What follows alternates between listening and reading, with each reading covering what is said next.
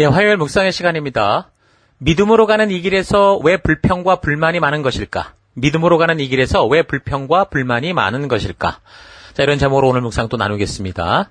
자, 어제 우리는 민수기 10장에서 이제 시내산을 출발하자마자 하나님이 이끄시는 그 구름의 인도를 따라 순종해야 되는 그 첫 믿음의 길에서부터 미디안 출신으로 이제 그 지역을 잘 알고 있던 그 모세의 처남 호밥에게 모세가 좀 자기 가이드가 되어달라 이렇게 간청하는 그런 걸 보면서 하나님의 뜻을 이루어가는 우리 삶의 현장은 어떠해야 되는가를 좀 생각해 봤습니다. 하나님은 하나님께서 하셔야 될 일들을 반드시 먼저 행해 주십니다. 우리를 먼저 부르시고, 그러니까 홍해를 가르시고 우리를 부르시죠. 구원해 내시죠. 그리고 그 여정 속에 하나님의 마음을 아는 그곳까지 가는 길에 있어서 광야에 샘물이 터지게 하시고 또 적들과 싸워 이기게 하시고 그렇게 하시는데, 그러나 갈라진 홍해를 건너는 것처럼 건너는 거는 그 무슨 마술처럼 그냥 휙 건너지는 게 아니고 그 위험해 보이는 그 홍해 이 사이를 걸었어야 됐고, 성도들로 하여금 직접 한 걸음 걸어서 그 길로 나오게 하셨죠. 그래서 우리는 이런 하나님이 우리를 부르시는 방향을 향해서 우리가 나아가는 이 현실을 잘 봐야 된다는 거죠. 하나님 우리에게 방향을 제시하시고 우리가 할 수 없는 일들에 미리 그 길들 다 만드시면, 홍해를 갈라 구원의 길을 만드시듯이 예수 그리스도 말미암아 우리로 구원의 길을 분명히 여셨던 걸 우리가 알 수 있습니다. 근데 이제 중요한 것은 그거를 여셨고 알고 있는 것만 중요한 게 아니고, 이제 그 부르시는 방향, 그 구원의 길을 열었기에, 우리를 초대하셨기에 우리는 그 길로 나아가야 된다라는 거죠.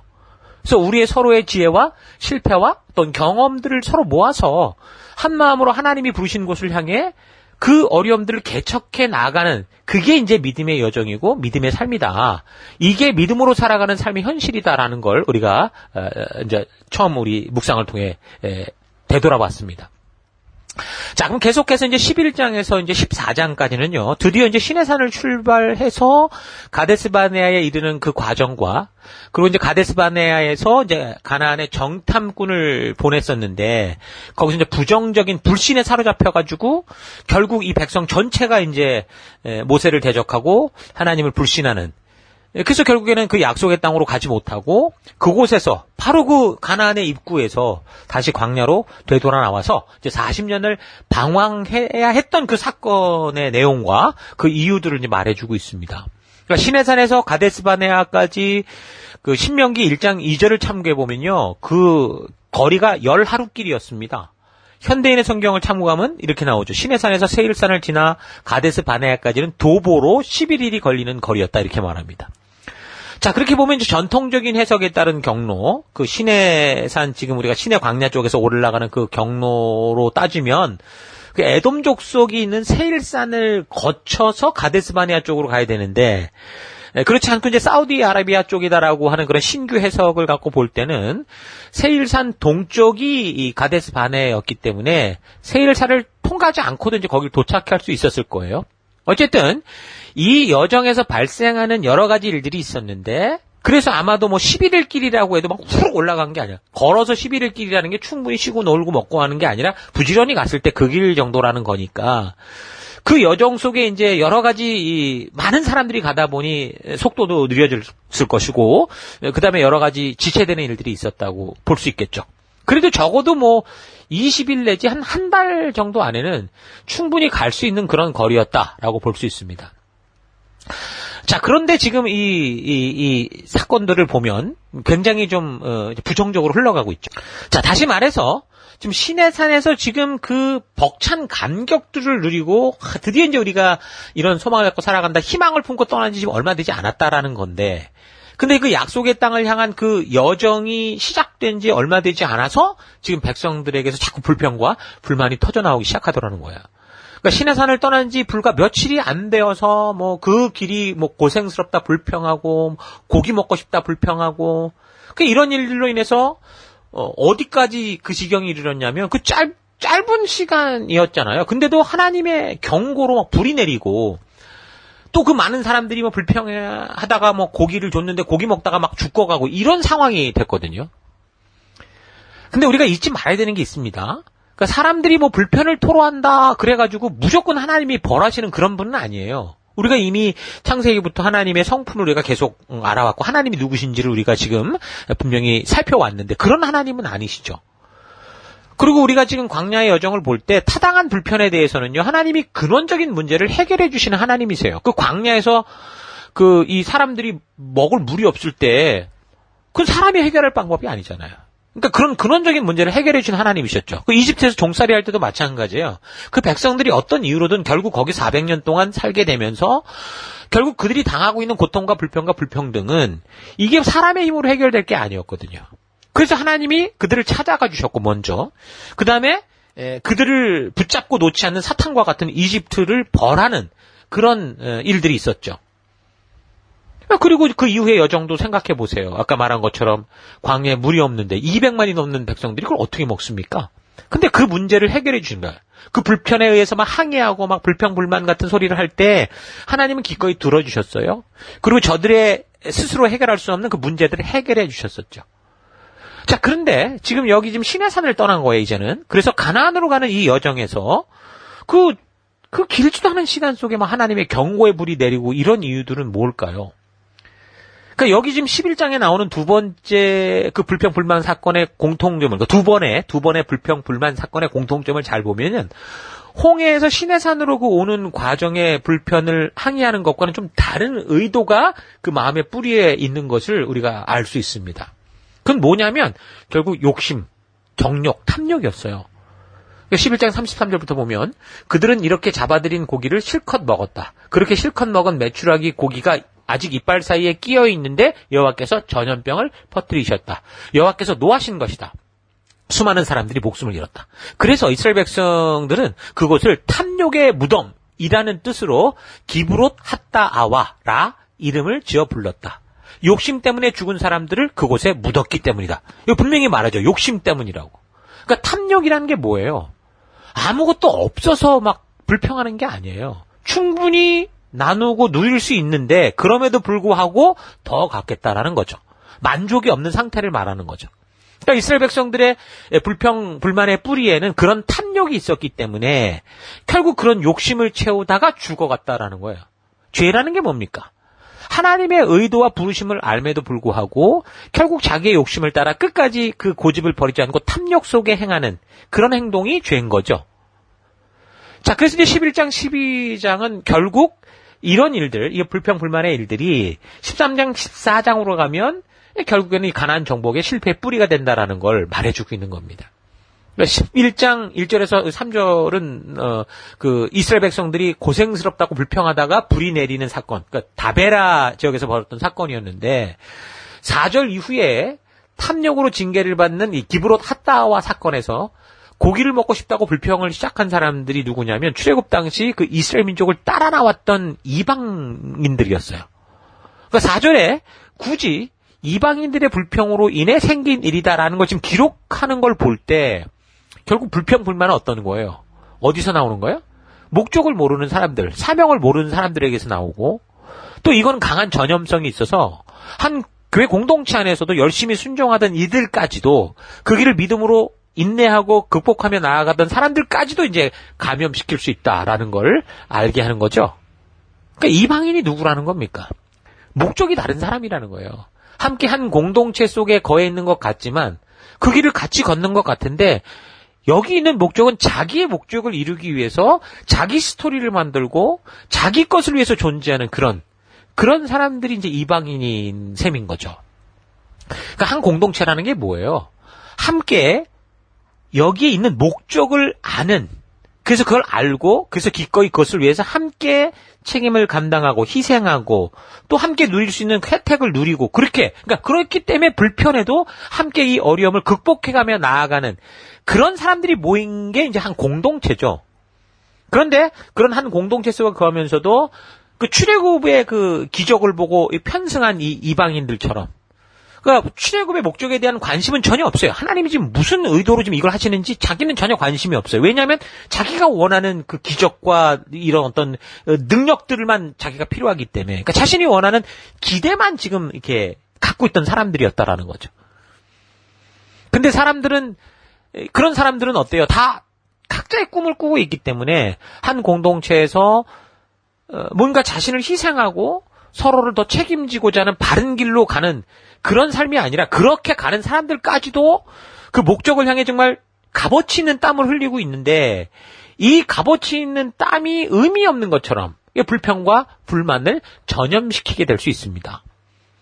그럼 교회 안에서 리더들을 비롯한 함께 헌신의 이유를 아는 사람들이 비록 힘겹고 고생스러워도 지금 이 말씀대로 사는 이 땀 흘림을 가치 있게 지켜가고 또 그 길을 걷고 인내하며 그 길을 걷고 있는데 목적도 모르고 자기 생각대로 하고 싶어 생각이 가득 찬 불평을 하는 사람들로 인해서 이 영향을 받게 될 수 있어요. 그래서 그 가치로운 땀 흘림, 하나님이 보실 때 너무 귀한 땀 흘림인데 땀 흘린다는 건 사실 어떻게 보면 힘든 일이라는 거죠.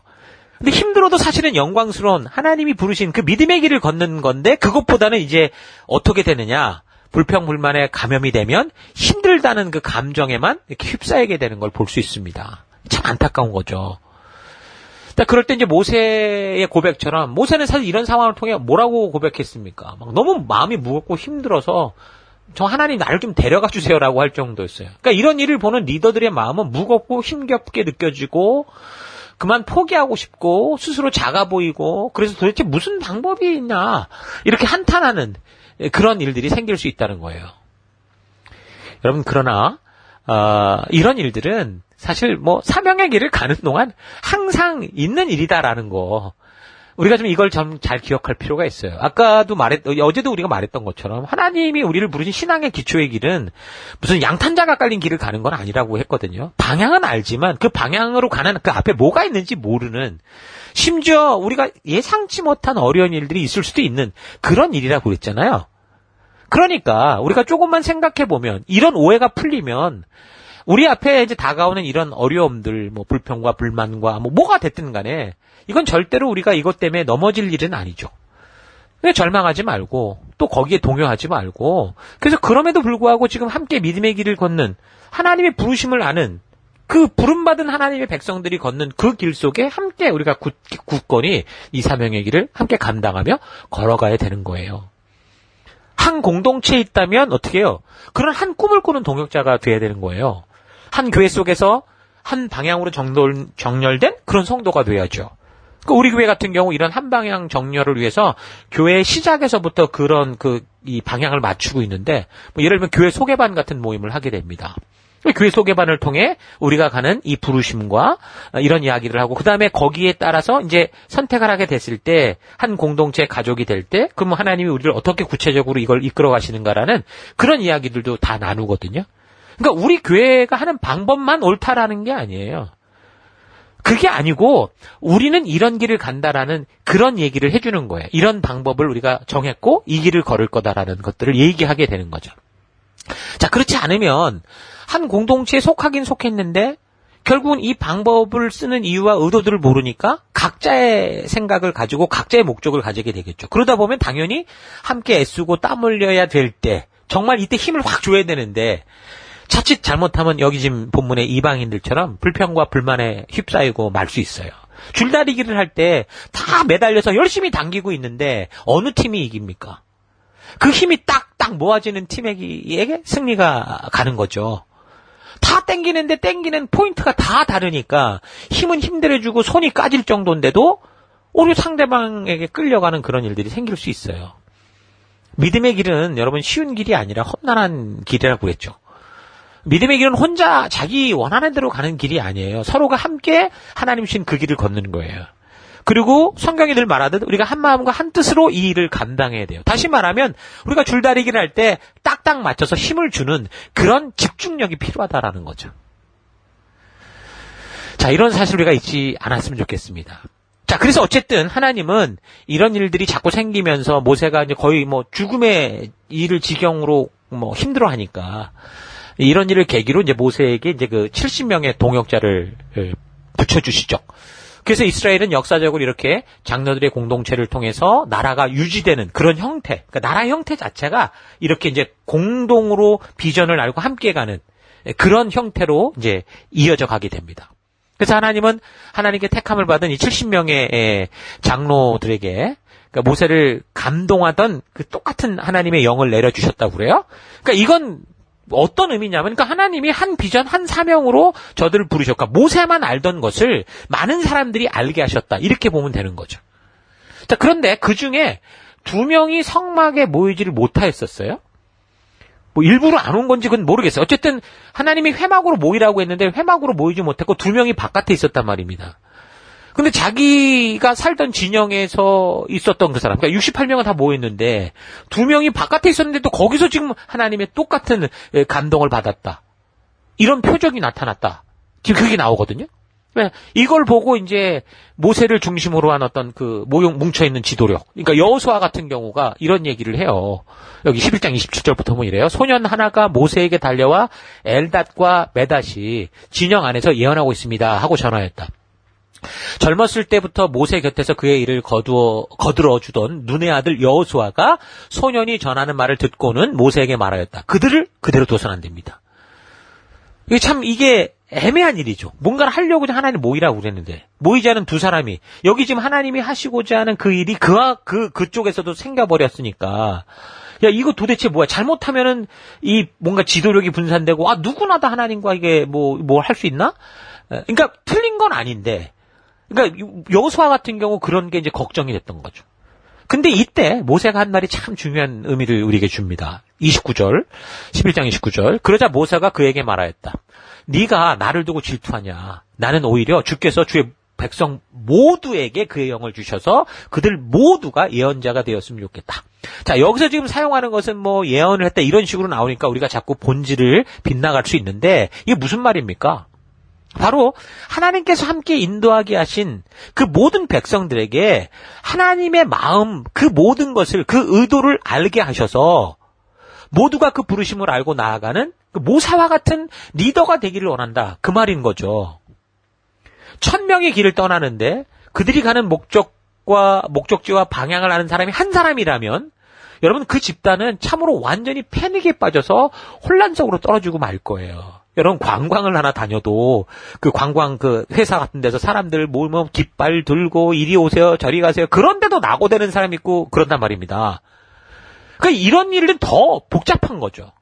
그런데 생각해 보세요. 그 1000명 모두가 우리가 목적을 알고 목적지를 알고 어떤 길을 따라 어떻게 갈 거다라는 방향을 알고 그 방법을 안다면 저들이 비록 다 흩어진다고 해도 그거는 각각 제 길로 가는 게 아니죠. 그건 혼돈과 패닉 상태가 아니라 오히려 이들이 어디로 가든 주어진 목적과 거쳐야 되는 길들을 알기 때문에 그 방법으로 그 길을 걸어가는 놀라운 기적 같은 일이 되는 거예요. 그래서 우리도 바로 이런 성경이 주는 원리를 따라 이 사명을 우리 교회가 감당하고 있는 겁니다. 그러니까 목사만 또 특정 리더나 재직들만 교회에 나갈 바를 알고 하나님이 이 교회를 세운 그 뜻을 알고 방법을 아는 게 아니고요. 모든 성도가 모세가 받은 하나님의 영을 똑같이 받는 그런 리더가 될 수 있도록. 그래서 하나님께서 이 멜버른 시티 교회를 세운 목적과 사명을 스스로 직접 알고 그 초대를 받고 그래서 모두 다 같이 하나님이 부탁하신 공동체를 믿음으로 끌고 가고자 하는 모세와 같은 지도자가 돼서 성도 모두가 함께 우리에게 주신 이 사명을 감당하는 그런 리더요, 목사요, 그런 사람들이 되도록 우리가 그 사명들을 이 교회 속에서 이루어가고 있는 거죠. 그래서 여러분들은 이 교회를 함께 다니며 부르심을 따라 나아갈 때 여러분들의 리더인 그 목사의 뒤통수만 보고 목사가 가는 것이 어디든지 아멘하면서 쫓아가는 그런 존재가 돼서는 안 되고 모두가 다 하나님이 부르신 그 하나님의 부르심을 듣고 이 교회를 통해 이루시고자 했던 하나님의 의도와 방법들을 분명히 알고 그리고 그 부르심을 따라 나가는 존재들이 돼야 된다는 거 잊지 마십시오. 그게 우리가 지금 추구하는 바예요. 그게 이제 교회의 어떤 주도성을 갖는 성도를 세워서 그 일을 감당하게 하는 거죠. 주도성을 가진다는 게 고집을 가지라는 게 아니고 하나님이 주신 약속을 알고 이 모든 것을 아는 사람이 돼서 비록 목사가 앞에서 넘어져도 누구라도 그 길을 또 이끌어갈 수 있는 그 다음에 리더가 될 수 있는 그런 교회가 오늘 우리 교회가 함께 나아가는 성경의 원리를 따라가는 우리의 믿음의 방법인 거죠.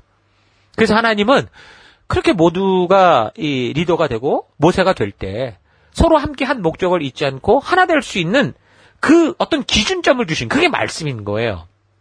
그리고 역할도 주셨죠. 제사장 지파 누구, 레위 지파 딱 주셨잖아요. 교회에서 그래서 약속과 역할과 그 책임들을 다 알게 하셨고, 그래서 성도된 백성 모두가 한 사람도 빠짐없이 이 족속들, 가족들, 그 팀들에 속하게 하셨고, 그래서 방황하지 않고 그 하나님 주신 목적을, 그 의도를 온전히 이루어가는 그런 백성으로 삼으신 거죠. 그러니까 오늘 우리도 그런 삶을 살아가야 되는 게 오늘 성도로서의 삶이라는 거예요.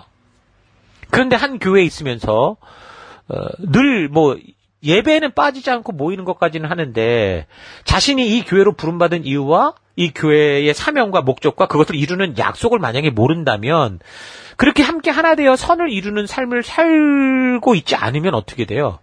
그냥 예배 참가자여 자칫 구경꾼만 될 수 있어요. 함께 하나님이 부르신 부름 가운데 나아가는 동역자여 한 식구가 아니라 지금 뭔가 추구하는 바가 다르기 때문에 자칫 잘못하면 여기 지금 본문의 이방인처럼 뭔가 하나님의 그 분명한 부르심과 다른 것들을 요구하며 혼란을 일으킬 그럴 가능성도 있죠. 그래서 여러분 우리가 이런 거 잊지 마시고 우리 모두가 함께 부름받은 한 가족이 되고 한 교회가 되어서 우리에게 주신 사명을 함께 감당해야 하는 우리가 되기를 바랍니다.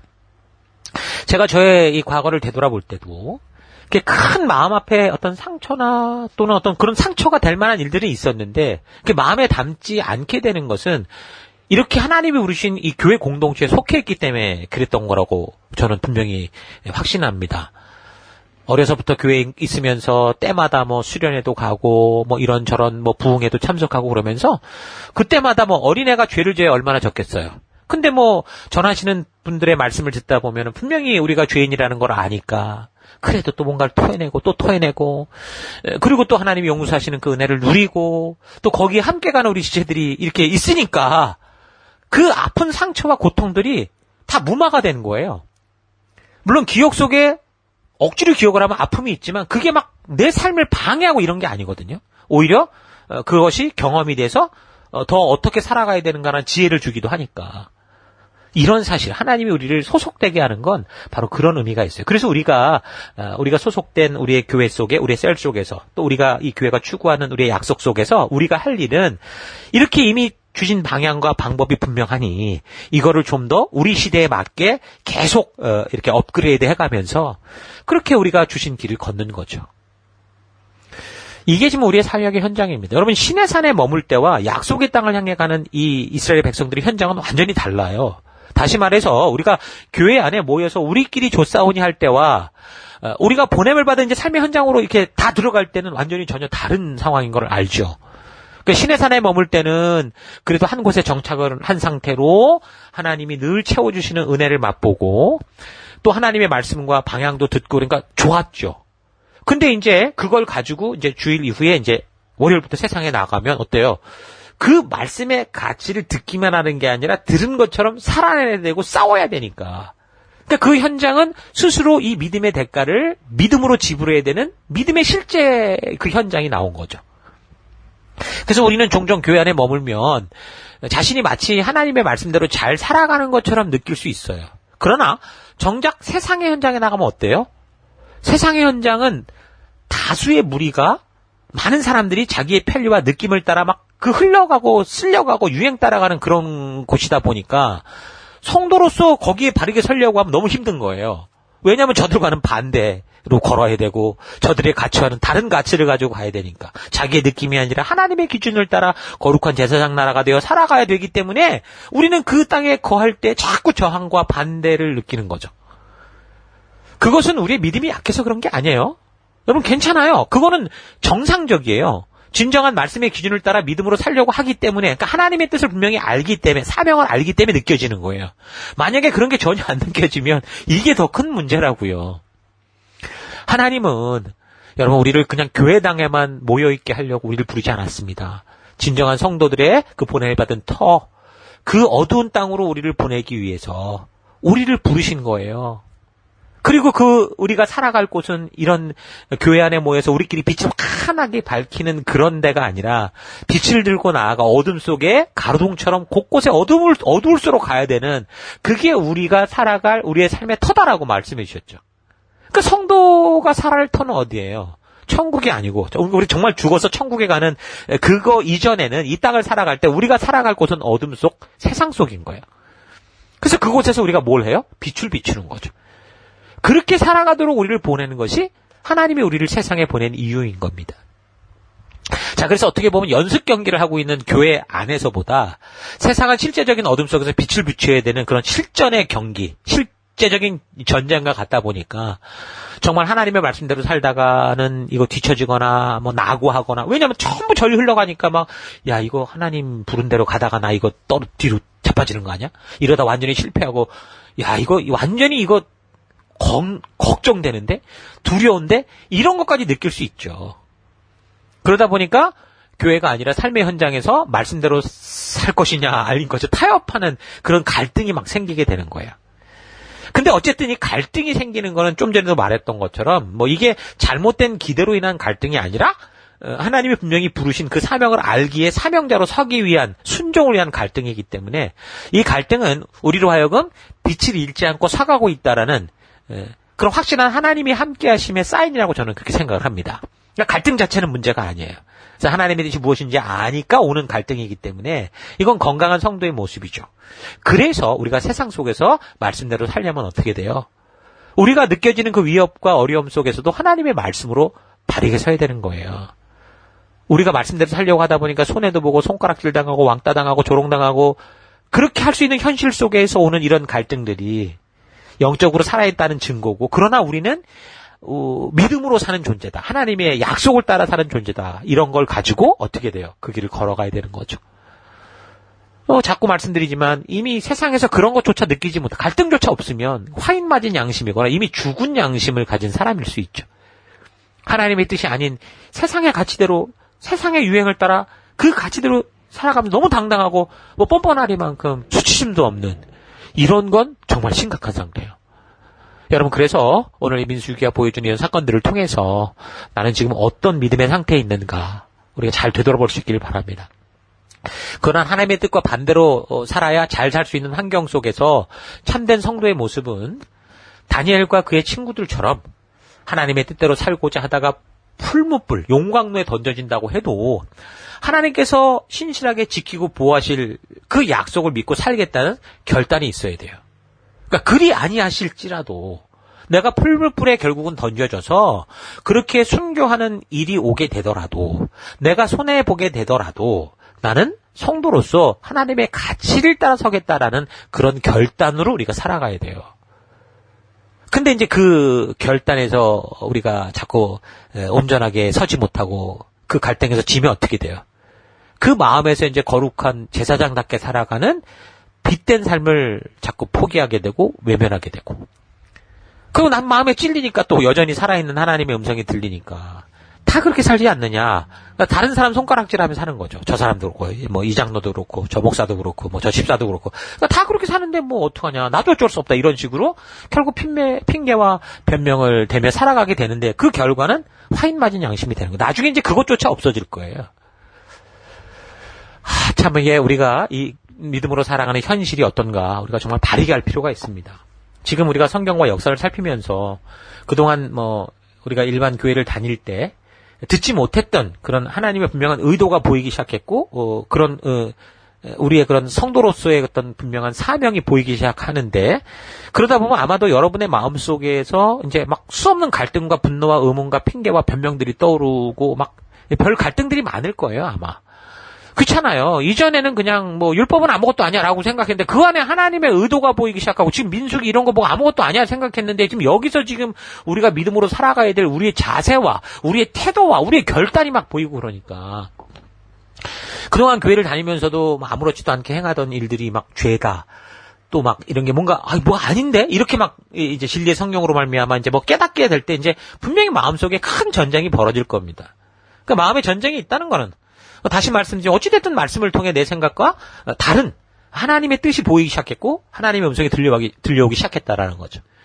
그래서 분명한 건 내가 변하고 순종해야 되는 하나님의 그 분명한 뜻을 알잖아요. 그런데 이제 거기에 탁 순종하기 뭐 부족하기도 하고 뭐 여러 가지 어쨌든 그러다 보니 갈등이 생기고, 근데 그 갈등만 가지고 결국 순종하지 않고 있는 그 마음이 불편하니까 결국 핑계와 변명을 되게 되고, 그럼에도 이제 불구하고 마음은 계속 편치 않죠. 핑계와 변명을 대는 건 나도 아는데, 내 양심이 알고 내 영혼이 아는데. 그러니까 자꾸 이제 그걸 안 듣기 위해서 불평과 불만이 터져 나오고 또 손가락질을 또 다른 사람을 향해 해가면서 자꾸 이제 마음이 무뎌져 가는 겁니다. 여러분, 죄라는 건요, 갈등하는 자체가 죄가 아니에요. 갈등 속에서 끝까지 결국엔 자기의 생각과 느낌을 고집하고 욕심을 끝까지 고집하는 거, 그게 죄인 거죠. 그래서 그 결과는 어떻게 돼요? 오늘 본문의 말씀을 근거로 볼 때 야고보서 1장 15절에서도 말하듯이 욕심이 잉태한 즉 죄를 낳고 죄가 장성한 즉 사망을 낳는 일들이 벌어지죠. 그래서 그 광야에서 결국 60만 명이 넘는 그런 사람들이 그렇게 죽어간 겁니다. 자, 그래서 성도들은 교회 안에서의 말씀의 훈련이 그저 듣기만 하고 지식을 더 많이 아는 것에서만 그쳐서는 안 되고요. 이론 싸움만 하는 것에 그쳐서는 안 되고요. 그 말씀이 우리의 생각의 뿌리를 바꾸고 그래서 결국 나의 생활 속에서 내 자신을 비롯한 삶의 가치가 변화돼야 되죠. 그리고 이제 변화된 가치를 가지고 이제 우리가 나아가기로 약속한 이 약속을 우리 삶의 현장에서 실천해내고 업그레이드하고 우리가 이것을 맛있게 재밌게 이루어감으로 말미암아 마치 이 꿀이 많은 이 꽃에 벌들이 모이듯이 그런 현장을 우리가 살아가야 되는 거예요. 말씀을 자꾸 듣고 들을 때 많이 갈등하고 또 그러다 보니 아우성치고 성령님께 따지고 또 그래서 성경을 자꾸 연구하고 그리고 하나님의 뜻이 무엇인지 진리의 성령으로 말미암아 스스로 자꾸 확인을 해야 이 말씀으로 확인을 해야 여러분 우리의 생각이 변화될 수 있어요. 하나님의 말씀이 나의 이 옛사람, 습관, 이 태도 이런 걸 다 쪼아내야 돼요. 깎아내야 돼요. 완전히 새롭게 기경을 해야 돼요. 여러분 그래서 이 생각이 바뀌지 않으면 절대로 우리는 변화되지 않아요. 감사가 나올 수 없어요. 말씀을 알매 있어서도 홍해를 건너는 그런 구원의 기적적인 신앙만 알고 있으면요. 어떻게 우리가 거룩한 제사장 나라로 살아가는 민수기가 보여주는 이 성도된 이 광야의 여정 이걸 어떻게 살아갈 수 있겠습니까? 늘 홍해에 앉아서 하나님께 홍해 갈라라 붙여라 갈라라 붙여라 이런 식의 생활에 머물게 되죠. 그러면 이제 구원의 그런 신앙에만 머물면 홍해를 가른 것이 모세의 지팡이인 줄 알고 자꾸 이제 이 지팡이 활용법 어떤 지팡이를 사용해야 되느냐 이런 식으로 자칫 신비주의에 빠지게 될 수 있어요. 근데 우리의 삶을 결정하는 생각과 우리의 의식이 하나님의 말씀으로 충분히 바뀌도록 그래서 우리는 우리를 설득해 가야 돼요. 우리의 삶에서 하나님의 말씀을 대하는 그런 시간의 양도 늘리고 생각의 그 어떤 시간도 많이 늘려야 돼요. 읽기만 하는 차원을 넘어서 그래서 묵상하고 연구하고 서로 질문하고 대답하고 이런 이 시간들이 계속 있어야 돼요. 하루가 24시간이니까 적어도 하루에 11조? 24시간에 11조. 그 정도가 아니어도 괜찮아요. 적어도 매일 정말 30분 정도라도 우리가 이미 한 방향 정렬이 돼서 강단에서부터 나오는 말씀들을 충분히 우리가 고민하고 생각할 수 있도록 가이드하고 있잖아요.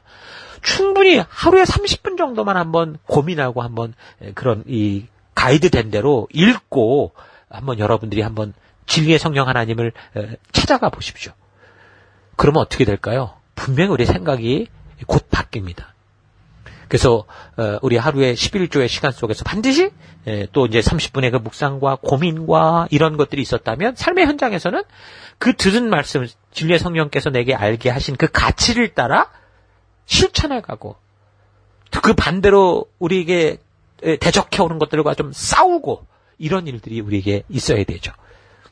그렇게 되면 이제 이 세상에 어떤 상황과 환경이 우리에게 다가온다고 해요. 우리가 어느 환경에 처한다고 하더라도 결국 어떻게 돼요? 말씀의 가치가 진리의 성령이 우리를 인도하는 대로 살아가는 그런 하나님의 백성이 될 수 있는 겁니다. 자, 이런 사실 잊지 마시고 오늘 하루 내가 믿음으로 살아가는 삶에 있어서 지금 불평과 불만이 자꾸 많은지 아니면 어떤 상황과 환경이 다가와도 그 불편함을 말씀과 믿음으로 이겨내고 그래서 하나님의 인도하시고 이끄시는 거룩한 그 생명의 길들을 내가 지금 만들어내고 있는지 좀 잘 되돌아봤으면 좋겠습니다. 불평과 불만들이 있다면 왜 믿음과 구원의 감사의 길에서 자꾸 이런 불평과 불만이 나오는지 우리가 생각해 봤으면 좋겠어요. 성도로서 우리가 걷는 길이 하나님이 가게 하셨고 하나님이 인도하시는 길이라면 믿는 백성들에게 다가오는 그 어떤 상황과 환경이든 그건 중요하지 않잖아요. 어차피 성도들이 보냄을 받은 곳은 천국이 아니라 어둠으로 가득 차 욕심으로 살면서 죽음의 골짜기로 가는 그런 세상이기 때문이죠. 그래서 성도는 그 어두운 곳에서 빛이 되도록 보내진 거고, 그 길을 몰라 방황하는 이들에게 하나님께로 나아갈 길을 알게 하는 길을 만드는 그런 존재로 보내진 거죠. 그래서 성도는 예수님께서 길이요 진리요 생명이 되셨던 것처럼 예수를 믿고 예수의 영이 함께하는 그런 하나님 나라 백성으로 하나님 계신 천국에 이르기 전까지 이 보냄받은 땅에서 살아갈 때 세상의 길이 되고 진리가 되고 생명이 되는 그런 성도로 살아가야 되는 겁니다. 이런 부르심의 사명을 모르면 우리가 아는 율법은 남을 정죄하는 무기가 될 거고, 교회는 단지 종교적인 욕심을 채우는 그런 곳이 될 거예요. 그래서 그 종교적인 공간에서 남보다 더 높이 올라가고자 그 싸움을 하는 그런 싸움터가 되고 말 겁니다. 여러분, 교회 안에서 하나님의 목적과 다른 삶을 살아가며 갈등을 일으키고 하나님께서 직접적으로 명하시는 뜻 앞에서는 순종하기보다 핑계와 변명을 대라고 정신이 없을 거고, 자신을 변명하고 핑계대다가 스스로 짜증이 나고 화가 나서 불평과 불만을 그렇게 쏟아내게 될 수 있어요. 그래서 우리가 함께 살아가는 교회라는 공동체는요, 하나님이 직접 세우셨고 하나님의 목적에 따라 이끌어가는 그런 하나님의 나라입니다. 그래서 성도로서 하나님 나라 백성으로 초대된 자가 우리고, 그래서 그 초대에 응하여 거룩한 제사장 나라로 살기로 선택했다면 하나님께서 분명하게 명하시고 이끄시는 그 뜻을 따라 고민 없이 여러분 순종하는 그런 삶을 살았으면 좋겠습니다. 믿음의 길에서는 내가 먼저 희생하고 더 희생하고 바르게 희생하고자 하지 않으면 결국 자기의 욕심의 함정에 빠져서 남을 정죄하고 자기 것만을 추구하는 탐욕적이고 이기적인 그런 종교인으로 추락하게 될 거예요. 이 시대의 바리새인이 될 수도 있다는 거죠. 여러분, 그러므로 우리 깨어서 달려가십시다. 값없이 주시는 구원함을 얻어서 하나님의 자녀로 살아가는 이 믿음의 길에서 불평과 불만으로 스스로 지치고 또한 남을 지치게 하는 그런 삶이 아니라 불편한 삶을 믿음으로 이기고 하나님의 말씀대로 바르게 순종함으로 승리해서 하나님이 이미 예배하시고 우리에게 준 축복을 누리며 살아가는 여러분과 제가 될 수 있기를 축원합니다. 자, 오늘 하루도 힘내십시오. 잠시 기도하겠습니다. 하나님께서는 우리를 죽음의 길에서 구원하여 하나님 나라 백성 삼으시고 이 땅에 하나님 나라를 이루어가게 하시는데, 값없이 구원함을 얻었음에도 하나님이 인도하시는 뜻이 아니라 내 욕심대로 살고자 갈등하며 핑계와 변명을 늘어놓다가 이제 끝까지 내 길을 가고자 불평과 불만을 쏟아내며 살아왔던 삶을 회개합니다. 믿음의 길은 편안하고 쉬운 길이 아니라 험단하고 땀을 흘려야 하며 수고하고도 제대로 받지 못하는 대가를 받지 못하는 길일 수도 있으나 그 길에 생명이 있고 하나님의 뜻이 있기에 걷는 길이다라는 거 잊지 않고 끝까지 하나님의 약속을 믿고 믿음으로 가는 우리가 되기 원합니다. 성도로서 나는 어둡고 욕심으로 가득한 이 세상에 보내져서 빛과 소금된 삶을 살며 예수님께서 보여주신 길과 진리와 생명된 삶을 사는 존재다라는 거 잊지 않고, 하나님, 이 길이 고행과 고난의 길이 아니라 기쁨과 감사의 길로서 걷는 내가 되기 원합니다. 그래서 하나님, 내가 살아가는 삶 속에 자꾸 나도 모르는 불평과 불만이 저항이 온다면 하나님의 말씀의 기준을 따라 바르게 분별하고 우리가 혹시 우리의 욕심을 따라가고 있는가 다시 되돌아보고 온전한 믿음의 길, 부르심의 길로 걷는 우리가 되길 원합니다. 그 길로 인도하신 하나님 감사드리고 예수님 이름으로 기도했습니다. 아멘.